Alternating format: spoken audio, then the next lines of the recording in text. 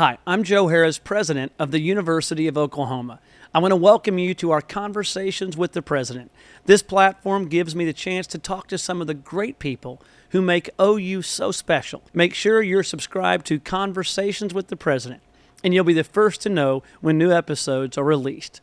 Let's get started. All right, first things first, welcome to the show. The last episode was Free Speech Week, which was an amazing episode. If you haven't listened to it yet, Nadine Strawson did an absolutely terrific job. We talked about the fact that fall was on campus and things were absolutely buzzing. It was also homecoming week. And with homecoming week, we had lots of celebrations and activities that all come with homecoming. For the second year in a row, though, we celebrated the $2 billion campaign that we have for fundraising, with the vast majority of those dollars, once we raise them, going towards students, especially students that have financial need. We had the gala. If you didn't make it, it's recorded. You can watch it. It's hugely popular. And what you'll hear is a big announcement that we are on track to raise the $2 billion. We are at $900 million right now and making great progress. So a great evening, a great celebration, and a great time to spend with those who are a huge part of this university with so many alumni and friends. That brings us to this month, which, as you know, November follows October. And here at the University of Oklahoma, like all of the nation, we celebrate the fact that this is Veterans Day, and we celebrate it during the month. We thought for this show we'd bring in two individuals, one a student, one a member of our faculty, who are both veterans, who are really embody all that being in the military is, that spirit of service, selfless service to others. If you're watching this, am not wearing a tie. I may have gotten the day wrong, and so this is meant as no disrespect. I have incredible respect for you two and the military. I'm grateful for you all being here. I'll do brief introductions, if that's okay, of each of you, and each of you have resumes that would take up the entirety of this show.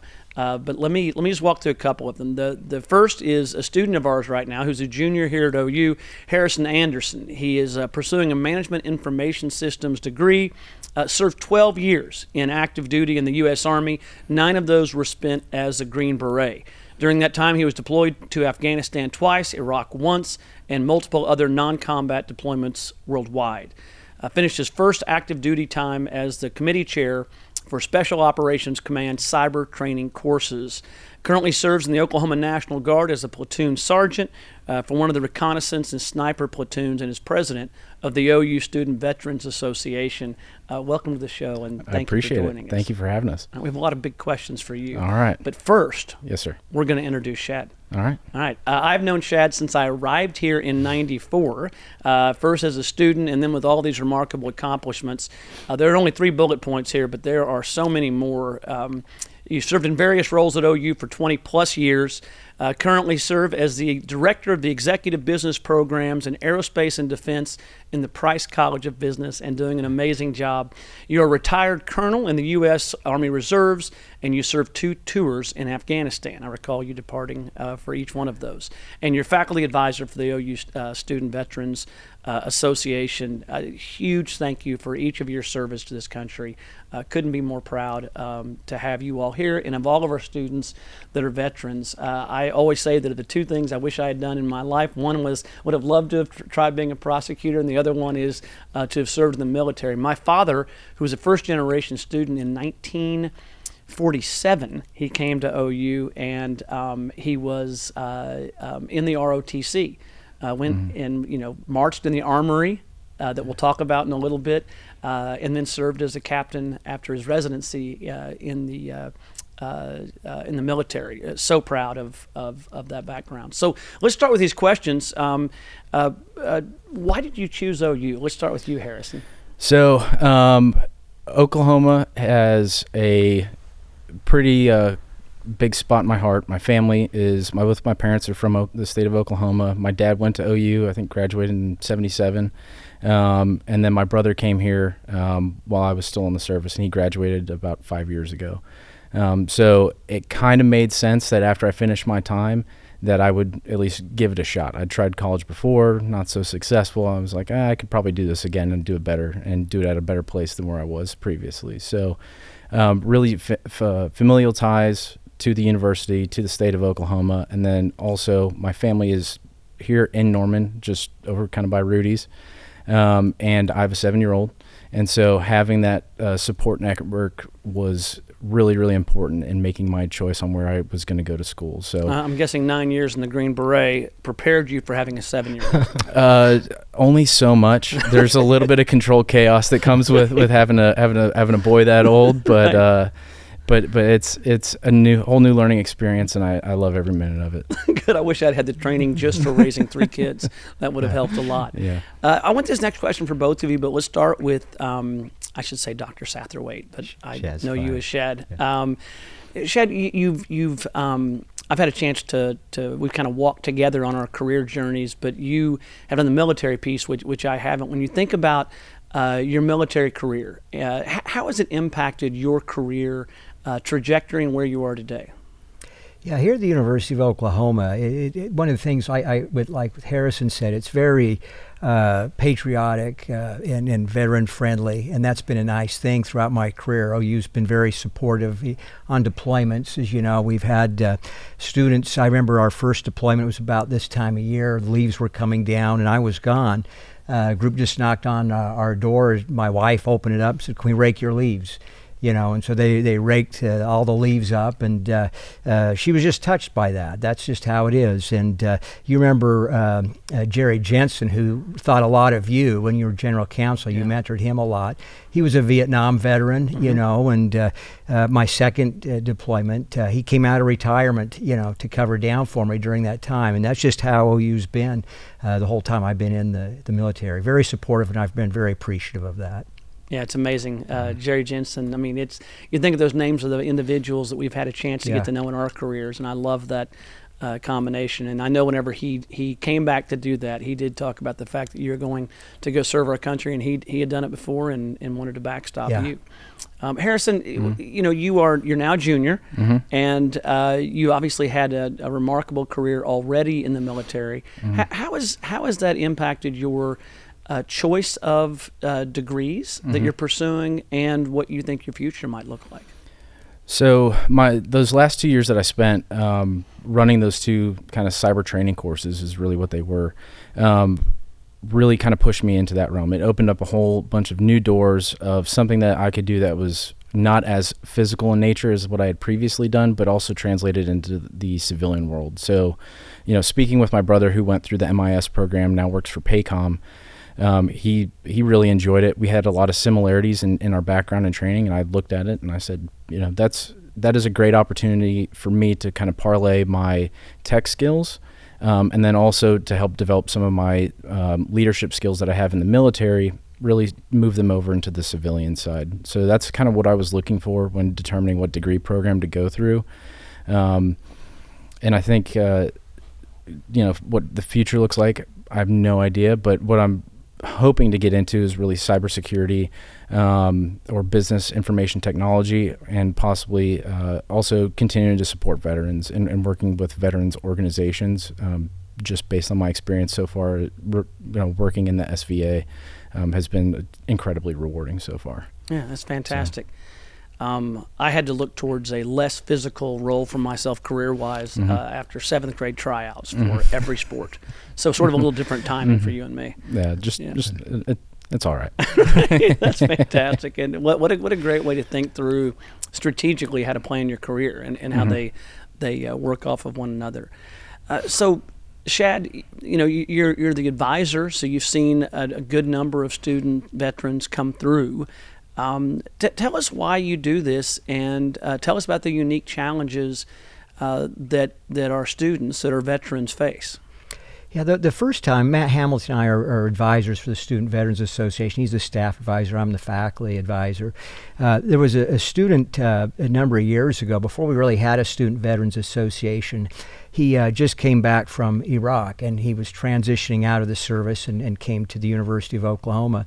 And he was really struggling. He had a hard time with his classes and everything. And somehow somebody gave him my name. I can't remember how I ended up talking to him exactly, but as I started visiting with him and he was explaining the situation, The biggest problem was that he didn't know how to use his time. He goes from a situation where he's running 24/7 operations, and now all of a sudden he's just got classes. He might have 2 on Monday and then 1 or 2 on Tuesday and throughout the week. And what does he do with his time? It was really hard on him. That was the stressful part.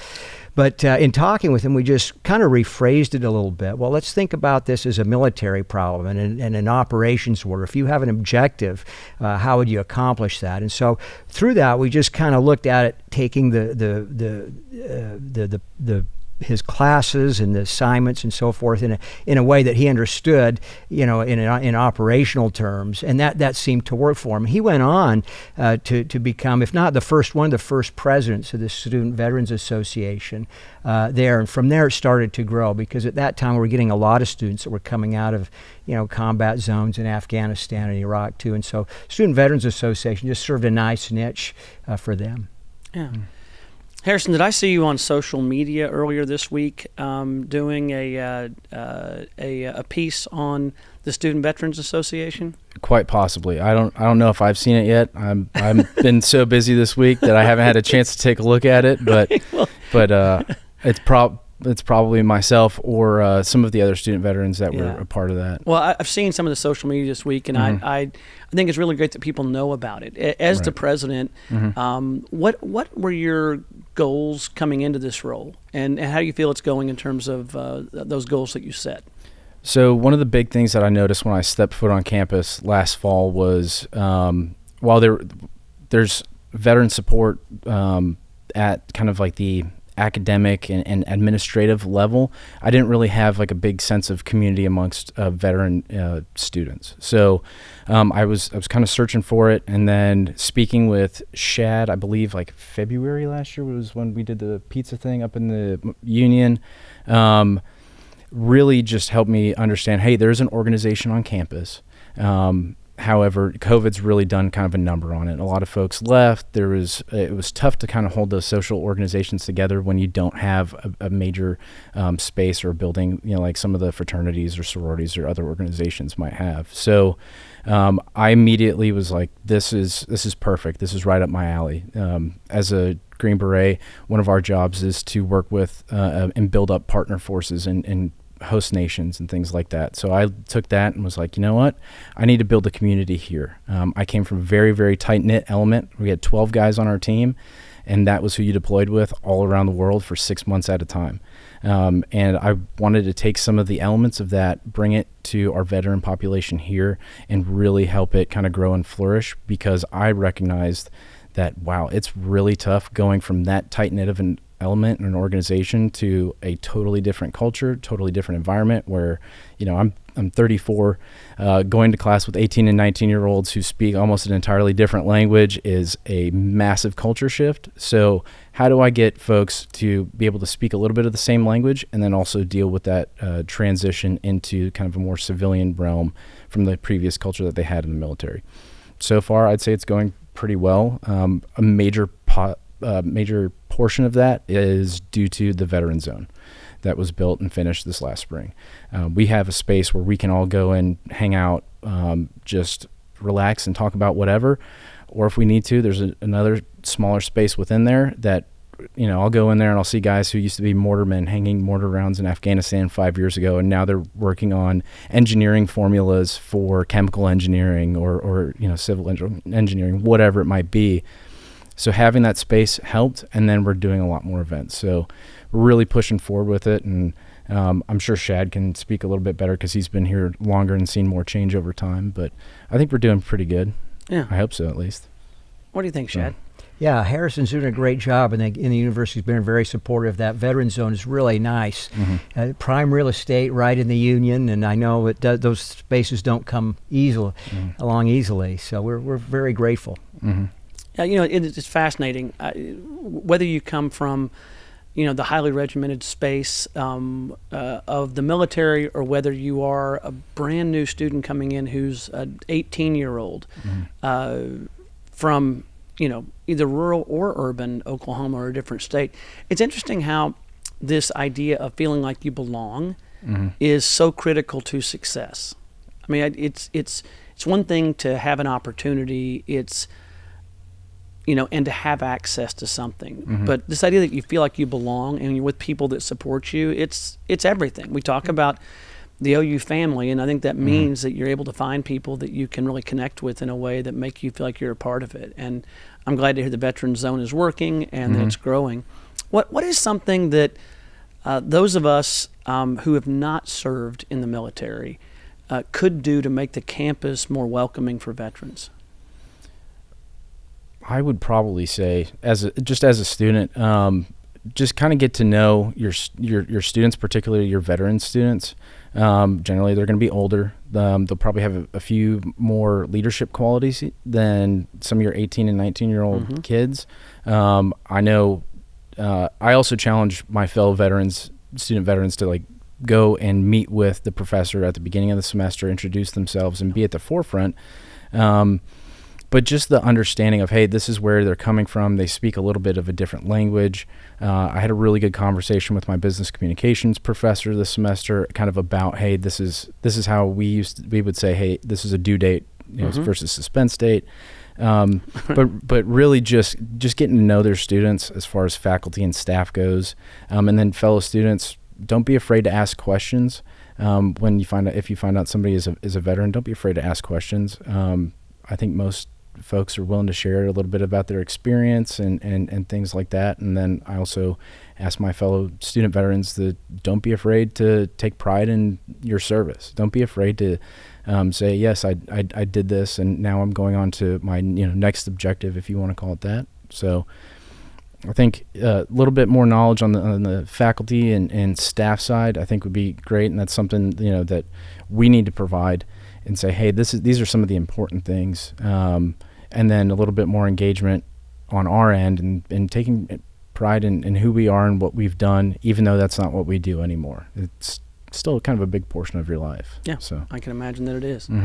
Shad, you and I have been around for a while. How have you seen the growth, hopefully, in how we make it a welcoming place for veterans? And what is your advice to those of us that want to show our gratitude, respect, and support for those veterans? I think the University of Oklahoma actually does a good job with that. I don't know if I'd have anything to add to improve on that.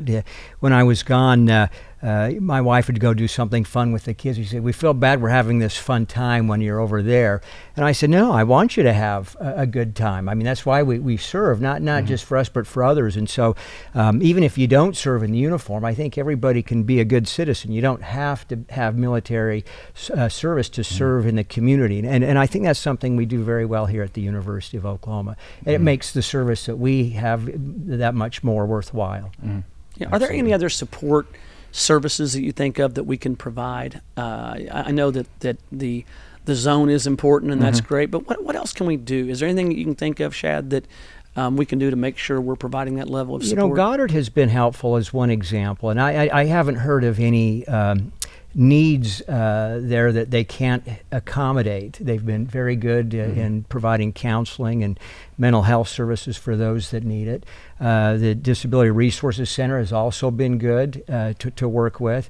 I know there might be some students that may have some different experiences, but I think for the most part, we've been able to accommodate and provide services in a nice atmosphere very well. Yeah. So what about the relationship with ROTC? I mean, how does that relationship when you come back as a veteran? Are you engaged with? I know we have a remarkable ROTC here at the University of Oklahoma, and I get to I love when when the naval side runs the ball to OU Texas successfully. I would add this year. You ran a leg, I think. Didn't you? I ran, I think, almost the entire way. Yeah, I ran some 170 miles. Wow.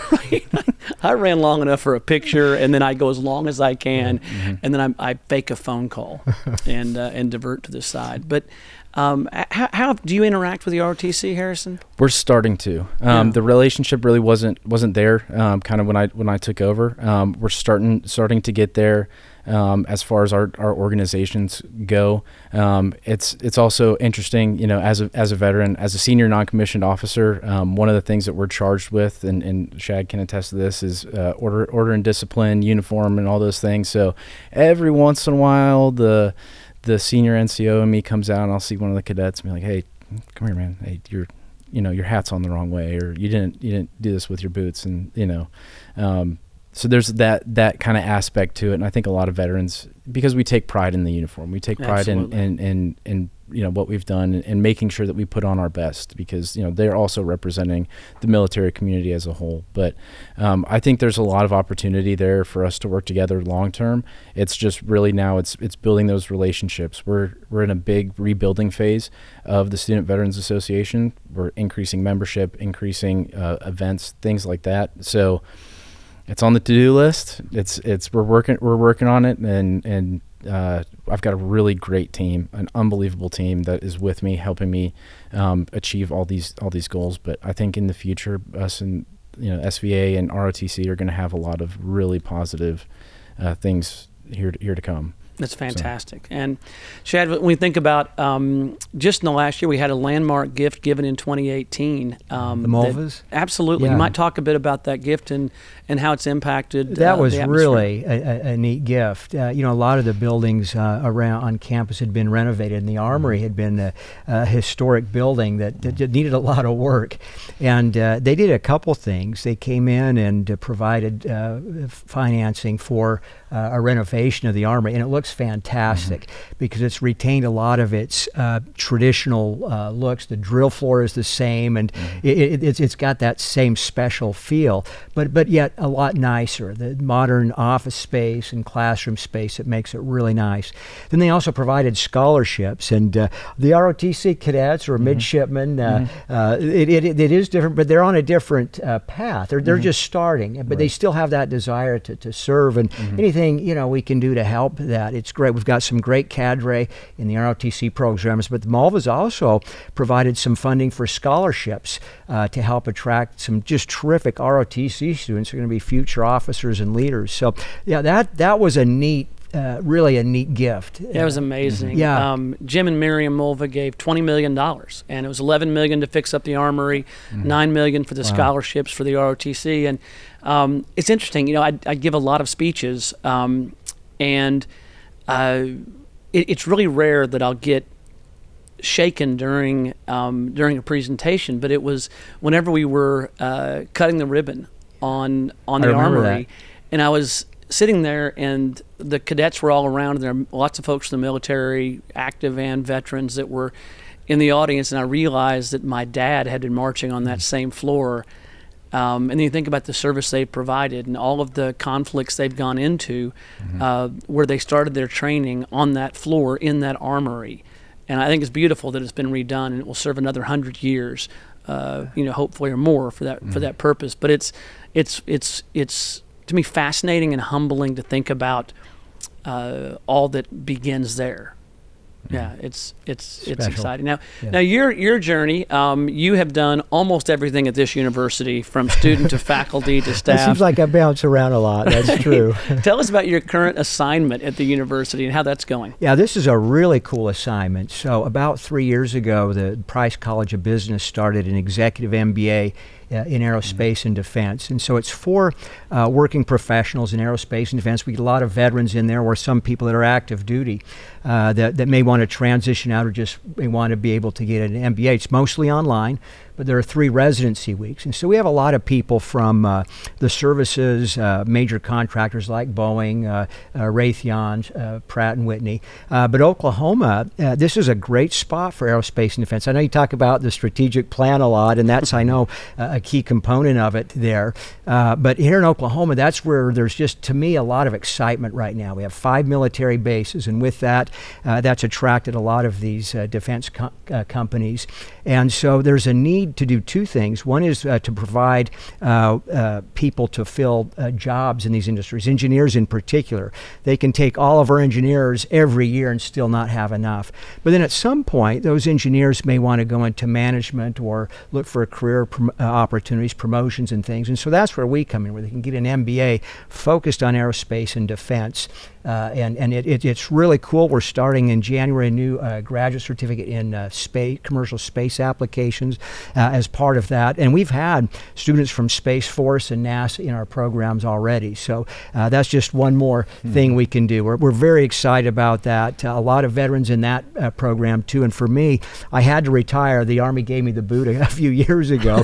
So this way I can still feel like I'm in the game, even though I can't put my uniform on anymore. It's just been a blessing to us. We've had some great graduates already. Adam Pugh, who's one of the leaders in the state legislature, is one of our grads, and it's making a big difference. You talked about this strategic plan, which is one of my top favorite topics. And part of that is we had to decide who we are, what's our identity, and where do we as a university want to go. You can't be great at everything. So what do you choose? And one of our 4 strategic research areas under that strategic plan is aerospace, defense, and national security.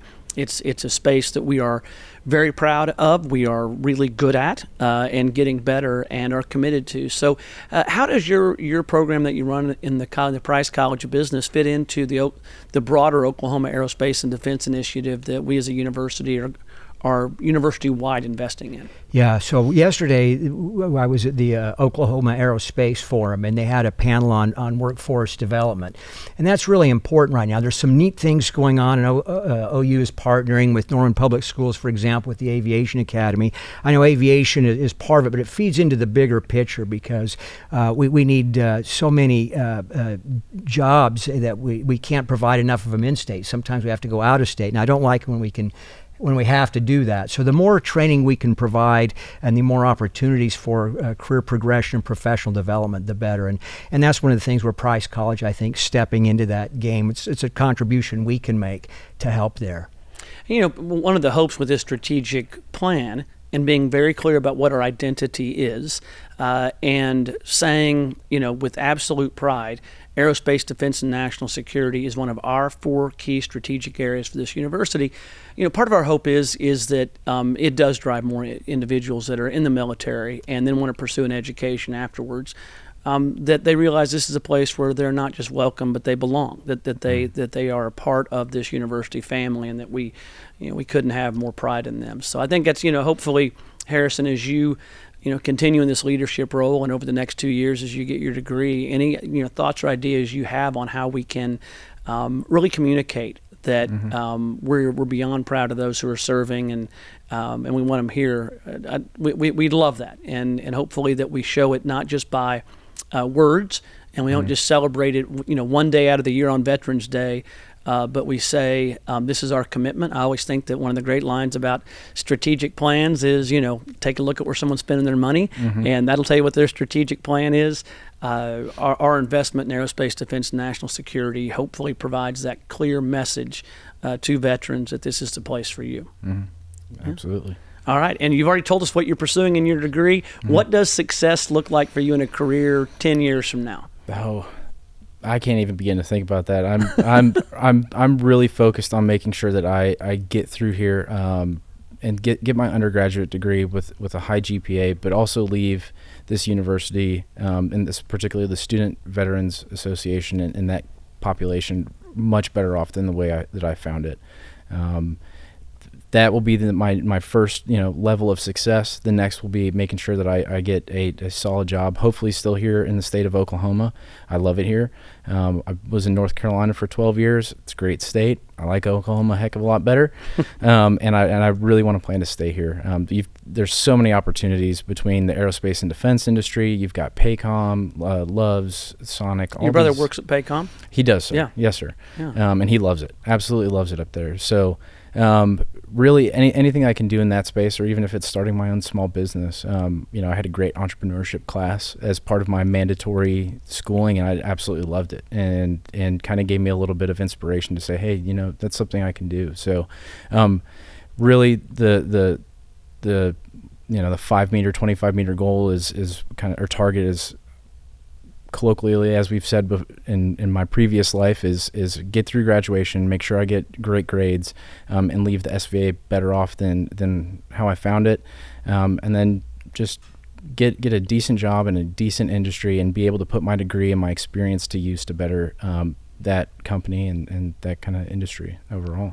Well, I may not be an expert on the military, but I've got some background in academic preparation and those who will succeed in careers. And Harrison, you shouldn't be looking for good. I mean, you're remarkable talent. What you've done and achieved so far is stunning, and there is no limit to what you can accomplish. And I love that you're coming out, with the cybersecurity emphasis. There's unlimited opportunity there, civilian and military side, and there's no cap on what you can accomplish. I appreciate that. Shad, before we wrap this up, tell me what have I missed? What should we be talking about that I haven't covered yet? I think it's neat having a student on this in this conversation here, and Harrison's a good one for that. I think he, like you said, encapsulates a lot of what we hope for with our students, and I agree with you, President Harroz. He's got a great future ahead too. Yeah, no, it's so exciting and so inspiring, and when you, and I'm really proud that we're now 3 years into this strategic plan, and I love.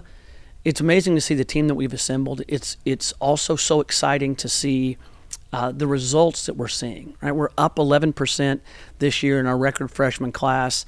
I shouldn't be saying this, but right now for next year we're already up potentially double digits for next year's class. Our research is growing in exciting ways in these areas that we've chosen. And aerospace, defense, and national security are such a huge part of that. We know that aerospace and defense is the second biggest part of the Oklahoma economy, and so critical to our nation and world order as a whole. And I just can't say thank you enough, Harrison, to you for your service to this country and your participation and your giving back once again by being not just a student but leading the Student Veterans Association. And Shad, on the way over here, they knew the folks in my office knew I was coming here with you, and they were like, "Tell Shad hi." I said, "I won't do it. He's always been more popular than me." You are a role model. You are the kind of leader that doesn't shout it, but lives it every day. And when I think about what constitutes a heartbeat of this university, it's those unique individuals like you who have given it away that is quiet and selfless service that has a huge impact. And as a friend and as a colleague, as an example to so many folks, thank you. We could not be more proud of both of y'all's military service, and we're going to continue to do all we can to make sure that those students that are going to be in the military and are going through ROTC or have served before know that this is their home, and this is a place where that they are fundamental to who we are and where we're going. So beyond grateful to you two. For those that are watching and listening right now, please continue to like us and follow us. Thank you for joining us for this episode, and look forward to you joining us for our next episode of Conversations with the President. Thank you.